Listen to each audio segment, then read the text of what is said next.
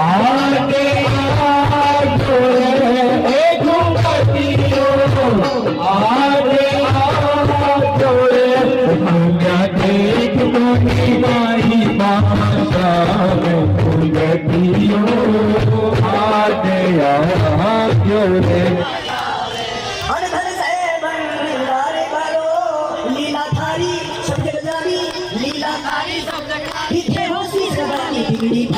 इथे को भरधारो जीवाची भोग लगारो है चक्कर भोग तैयार जी थारा काबली है मनोहार की थारा इस तरह से भारतवर्ष सनातन संस्कृति हिंदू धर्म का जीता जागता एक ऐसा वर्ष है जिसने दुनिया को संस्कार, संस्कृति, सेवा के साथ साथ ज्ञान का वो पाठ सिखाया जो शायद दुनिया को नहीं मालूम था। नमस्कार, जय सालासर। आप देख रहे हैं सालासर न्यूज़ और मैं हूं विनय प्रजापति। इस वक्त हम उपस्थित हैं वलसाड़ जिले के वापी शहर के जलाराम मंदिर में, जो हाईवे 48 के थोड़े से पास में ही है। और गुजरात में जलाराम बापा को, जलाराम मंदिर को कौन है जो नहीं जानता, लेकिन इतिहास से जुड़ी वो कहानियाँ जो देश में आज के समय यानी कि विदेश में भी लोगों तक बहुत अच्छे से पता है कि भारतीय इतिहास, भारतीय संस्कृति, भारतीय सनातन धर्म और हिंदू संस्कृति किस तरीके की रही है। ऐसे न जाने कितने बड़े बड़े कार्यक्रम भारतवर्ष के अंदर हर दिन हर महीने होते रहते हैं, जहाँ पर लाखों की संख्या में भक्तों का जन सैलाब वहाँ पर अपनी भक्ति दिखाने के लिए पहुँच जाता है। ऐसा ही 2 दिनों से एक प्रोग्राम जो जलाराम मंदिर है वहाँ पर खाटू श्याम का चल रहा था। यहाँ पर आयोजक टीम है, उनसे बात करेंगे किस तरीके का क्या कार्यक्रम था और कब से यह कार्यक्रम कर रहे हैं। क्या नाम आपका? शंकर मित्तल, मेरा नाम शंकर मित्तल है जी। और इस बार हम लोग 11वां अपना उत्सव मना रहे हैं श्री श्याम बाबा का बड़ी धूमधाम से। और हमारा जो ध्येय है वो यही है कि जात पात की करो विदाई, हम सब हिंदू भाई भाई। हम पूरी सनातन संस्कृति को अपने साथ लेकर चलने की प्रेरणा के साथ में, श्याम बाबा की प्रेरणा के साथ में हम आगे बढ़ रहे हैं। और हमारा कहना यही है कि भाई ये चूँकि जो वापी प्रांत अपना वलसाल है अब कोई छोटा नहीं है।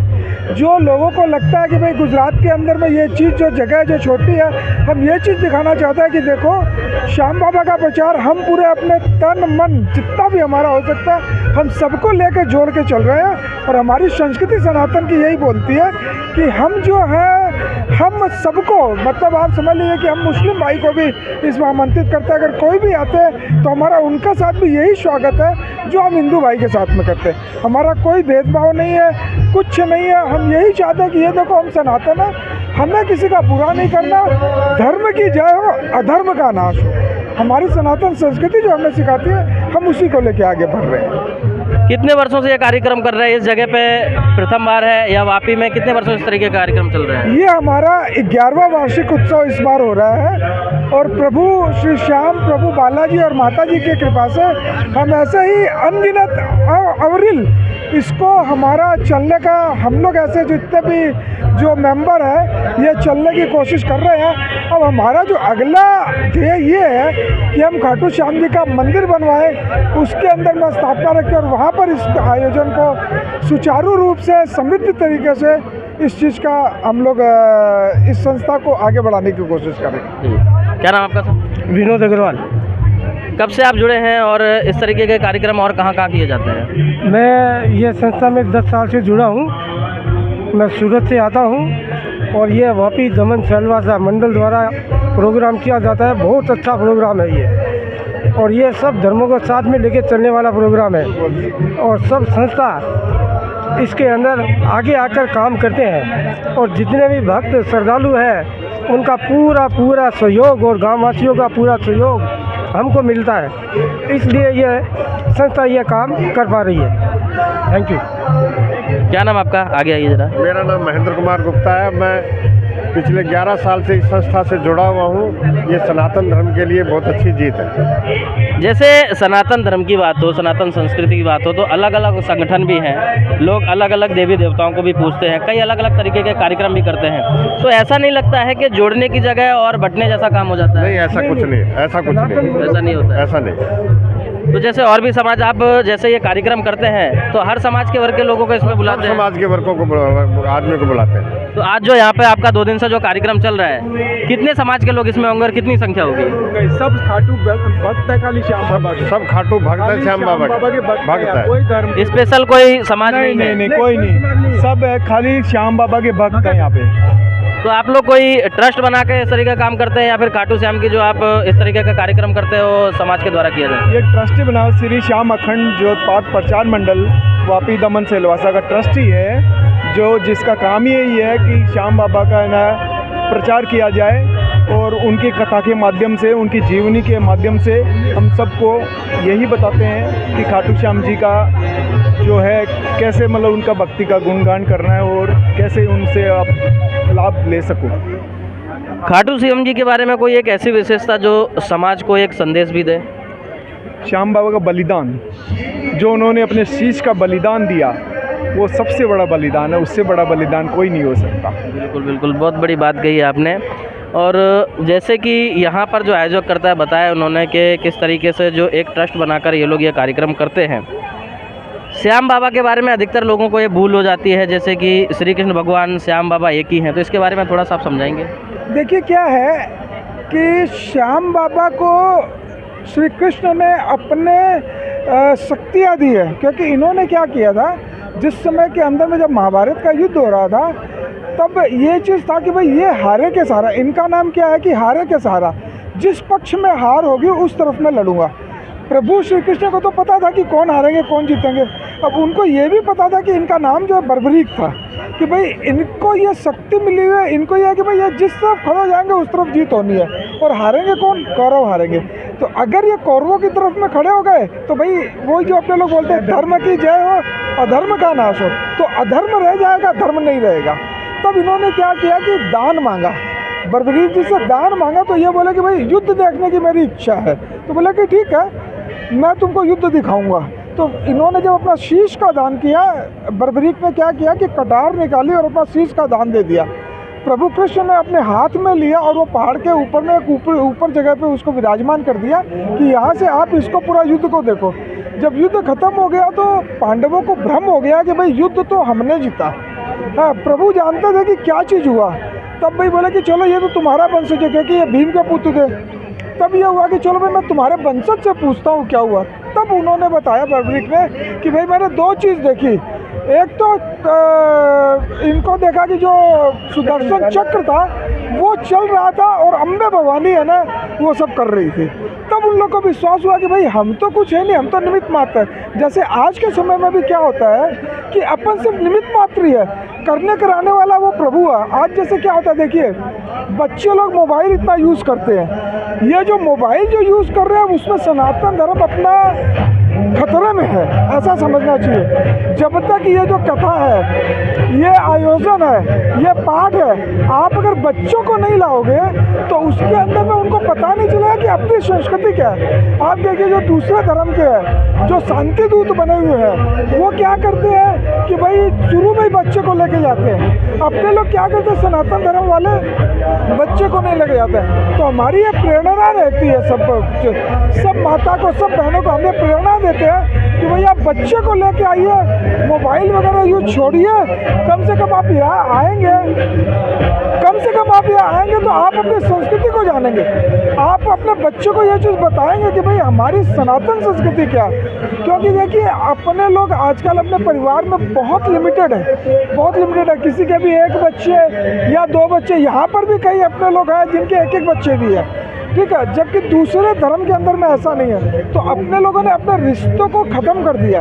तो उस चीज़ों को आगे बढ़ाने के लिए, अपने सनातन संस्कृति धर्म को जिंदा रखने के लिए बच्चों को मोबाइल कम से कम जितनी ज़रूरत हो, हालांकि जो इनोवेटिव टाइम है, जो इनोवेशन है, जो मोबाइल यूज़ करना चाहिए, मोबाइल यूज़ करना चाहिए, लेकिन कहाँ यूज़ करना चाहिए, कहाँ नहीं यूज़ करना चाहिए, कहाँ नहीं भी यूज़ करना चाहिए। तो इस तरह के आयोजन जो होते हैं वो अपने लोग डिफ्रेंशिएट कर सकते हैं चीज़ों को। जैसा देखा गया है कि भारत की धरती पर या इस समय अगर हम वापी में स्थित हैं तो वापी की बात करें, कई कथाएं, भागवत कथाएं, इस तरीके के पूजा पाठ कार्यक्रम, कलश यात्राएं निकलती है। लेकिन अधिकतर देखा गया है कि आयोजक करता होते हैं वो भी कहीं ना कहीं अपने बच्चों को लाने में असक्षम महसूस करते हैं। समाज के जो लोग यहाँ पर जैसे काफ़ी भीड़ देखने को मिल रही है, काफ़ी भक्त हैं, लेकिन हर कार्यक्रमों में देखा जाता है कि बच्चे वहाँ पर नहीं जुड़ पाते, या यूँ कह लो कि बच्चे धर्म के साथ नहीं जुड़ पाते। जैसे आपने भी उस चीज़ को माना कि बच्चे मोबाइल में लगे हुए हैं, और मोबाइल यानी कि 99% आपको वो नेगेटिव चीज़ें ही देने वाला है। तो जब युवा पीढ़ी, जैसे भारतवर्ष पूरी दुनिया के अंदर भारतवर्ष एक ऐसा देश है जहाँ पर सबसे ज़्यादा युवा पीढ़ी है, इसीलिए कहते हैं कि भारत का जो भविष्य है वो युवा पीढ़ी ही तय करेगी। लेकिन जब युवा अगर भारत के इतिहास को नहीं जानेंगे, भारत की संस्कार संस्कृति को नहीं जानेंगे, जैसे दुनिया का हर देश सबसे पहले उस देश के बारे में बताता है। अगर जापान जाएंगे, आप अमेरिका जाएंगे, इंग्लैंड जाएंगे, तो सबसे पहले उस देश में उस देश के बारे में पढ़ाया जाता है। लेकिन कहीं ना कहीं अभी शिक्षा को भी अगर हम ले लें तो शिक्षा के तौर पे कई जगह आप देखते होंगे कि टीचर जो है वही बच्चियों के साथ गलत तरीके से कार्य करता है। शिक्षा भी पूरी तरीके से तहस नहस हो चुकी है। आप अदर फील्ड में जाएंगे तो वहाँ पे भी कहीं ना कहीं सारी चीज़ें गलत देखने को मिलती हैं। तो पूरा देह कहीं ना कहीं ऐसा नहीं लगता है कि हम अपने युवाओं को या फिर यूँ कह लो बच्चों को संस्कार संस्कृति तरफ नहीं जोड़ पा रहे। इसके बारे में आप क्या चाहेंगे? आप बिल्कुल सही बोल रहे हैं, और मैं आपके चैनल के माध्यम से यह चीज़ बताना चाहता हूँ कि आप एक बार इस आयोजन में अगर नज़र डालेंगे ना तो आपको कम से कम भी 30-40% की संख्या में यहाँ पर आपको बच्चे दिखेंगे। हम माता बहनों को, अपने बड़े जन को, छोटे जन को यही बोलते हैं कि आप कम से कम आयोजन में आइए, ठीक है। बच्चे क्या है जी कि उनकी थोड़ी सी प्रवृत्ति क्या रहती है कि कहीं एक जगह बैठेंगे नहीं, कहीं थोड़ा सा घूमेंगे, कहीं थोड़ा सा फिरेंगे, कुछ देंगे, लेकिन वो कुछ देर तो सनातन संस्कृति में लगेंगे। हमारा ध्येय यही है कि संस्कृति को अगर जिंदा रखना है तो आप जो आने वाली जो युवा पीढ़ी है आप उनको संस्कृत करिए। अभी संस्था के बारे में बताऊँ आपको, हम लोग जितने भी ट्रस्टी है आप उसमें से देखेंगे मोस्टली सब युवा है। वो युवा इसी चीज़ के लिए है, हम लोग इसको ऑर्गेनाइज करते हैं, इसको हम लोग सब एक साथ में लेकर चलने की कोशिश करते हैं कि भाई जो नई पौड़ अपनी आ रही है, जो हमारी संस्कृति वो बची रहे, हम उसको अच्छे तरीके से आगे कर पावे और हम इस विश्व को बता पावे कि सनातन संस्कृति ही सबसे पुरानी संस्कृति है। और उसी से आपको पता होगा आज इसरो में भी जो भी नए नए प्रोग्राम जो डेवलप होते हैं उसकी जो भाषा होती है वो संस्कृति जो भाषा है वो सबसे सरल भाषा है, और उसमें प्रोग्राम बनना बहुत अच्छी चीज़ है। क्योंकि मैं भी हमारे यहाँ जो कार्यक्रम जो इसमें होते हैं, जो हमारे जुड़े हुए आदमी हैं, बहुत सारे बहुत शिक्षित आदमी है। हमारे संस्था के भी जो नई पीढ़ी आ रही है उसमें बहुत चार्टर्ड अकाउंटेंट है, लॉयर है, जो अपना काम करते हैं लेकिन प्रोफेशनल के साथ साथ में इस सनातन संस्कृति को जिंदा रखने के लिए भी वो काम कर रहे हैं। ये बहुत अच्छी बात है। मैं आपके चैनल के माध्यम से ये बताना चाहता हूँ, ये चीज़ सबको आगाह करना चाहता हूँ कि आप अपने बच्चे को ज़रूर देखिए इस चीज़ के अंदर में, उनको आगे बढ़ाइए, जो कि ये देश आगे बढ़ेगा। आज हम जो 140 करोड़ जनता है, जो हमारी 140 करोड़ जो पॉपुलेशन है हिंदुस्तान की, वो किसी भी देश में भारी है, हमें कोई आँख नहीं दिखा सकता है। वो इसी चीज़ के लिए क्योंकि हम सनातन को अगर आगे बढ़ाएंगे तभी हम इस दुनिया के अंदर में रह पाएंगे, अन्यथा हम सब बिखर जाएंगे, कटेंगे मरेंगे वाला कामकाज बिल्कुल सही हो जाएगा।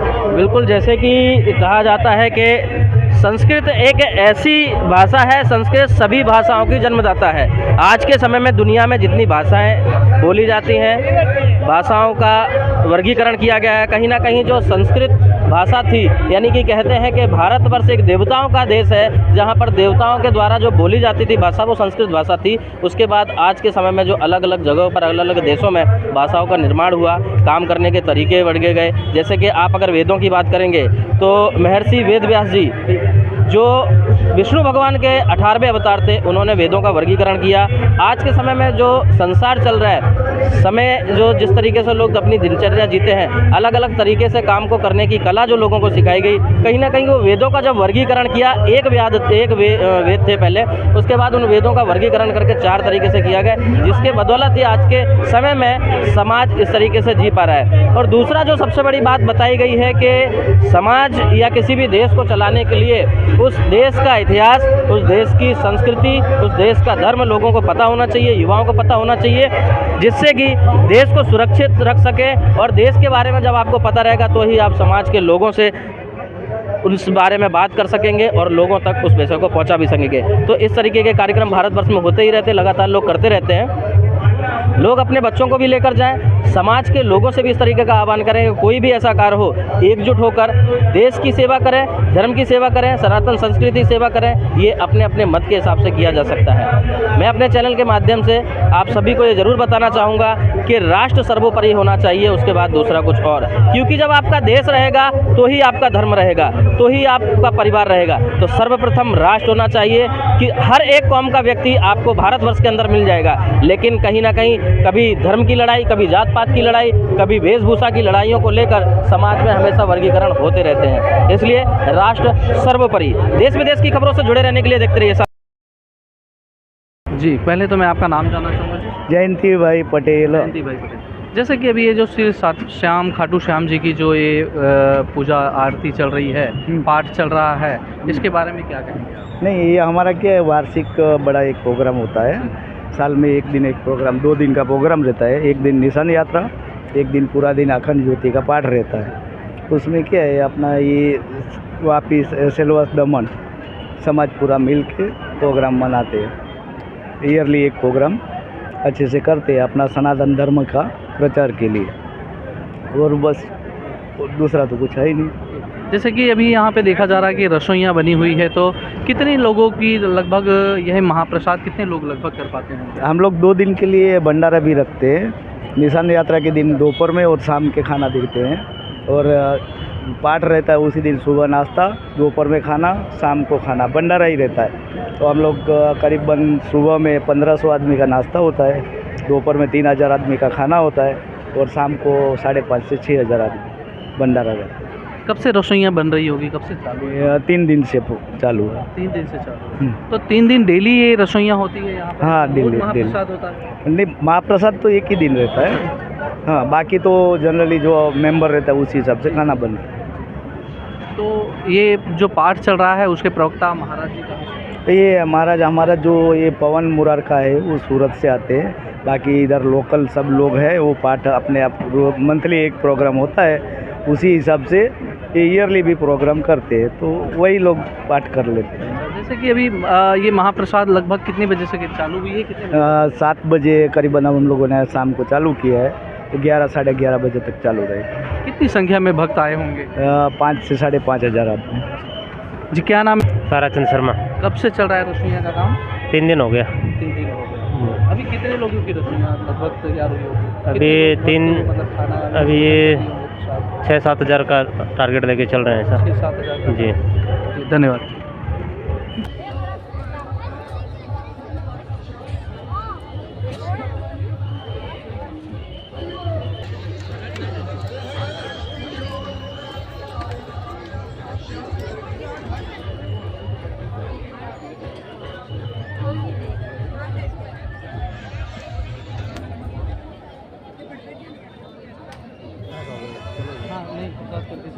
आशिक दे दे मारा मालिक दे दे, मारा बया रे खिलार टोटो ना पड़े रे, मारा बया रे खिलार टोटो ना पड़े रे।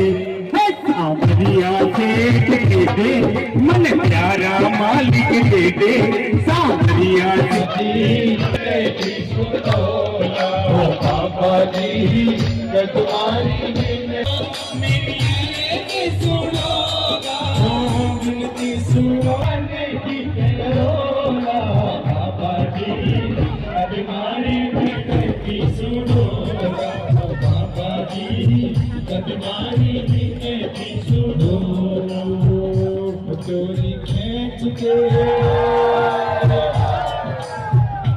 चोरी खींच के राखी जे योर माता को निशान, चोरी खींच के राखी जे योर माता को निशान। पैदल चले के संग चले बाबू श्याम, पैदल चले के संग चले बाबू श्याम। नस में है जोश वीर के कुरुक्षेत्र में पहुंचाओ शाम, तब तक सूरज चांद रहेगा नाम तेरा रहे ऊंचा, जब तक सूरज चांद रहेगा नाम रहे तेरा ऊंचा। टप टप लीला घोड़ा चाल रहा है युद्ध भूमि की ओर, टप टप लीला घोड़ा चाल रहा है सद्बुद्धि।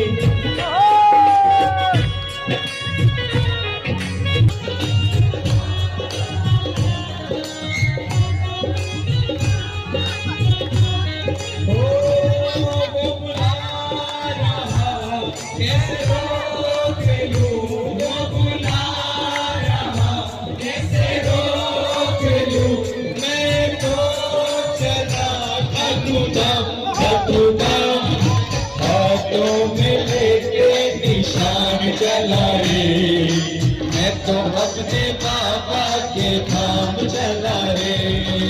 हाथों में लेके निशान चला रे, मैं तो अपने बाबा के धाम चला रे।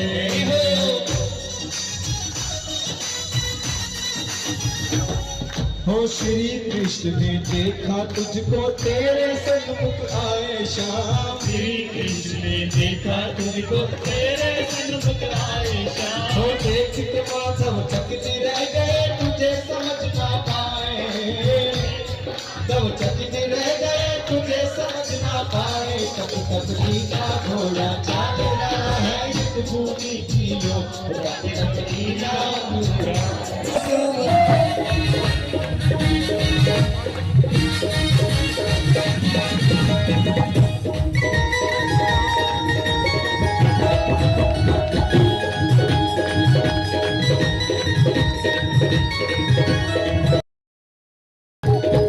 राधा बिन श्याम आधा आधा है, श्याम को सजाने वाली राधा है। राधा बिन श्याम आधा आधा है, श्याम को सजाने वाली राधा है।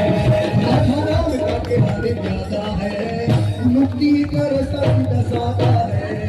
राधा नाम का किनारे प्यादा है, मुक्ति कर संत सादा है। श्याम अवतार है, राधे सरकार है। श्याम अवतार है, राधे सरकार है। श्याम तो राधे पतवार है, श्याम तो राधे पतवार है। हमारे भक्तों का प्यार तो है राधे राधे राधे राधे।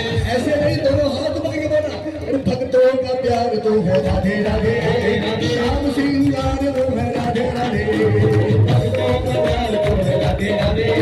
श्याम श्रृंगार तो है राधे राधे, राधे राधे।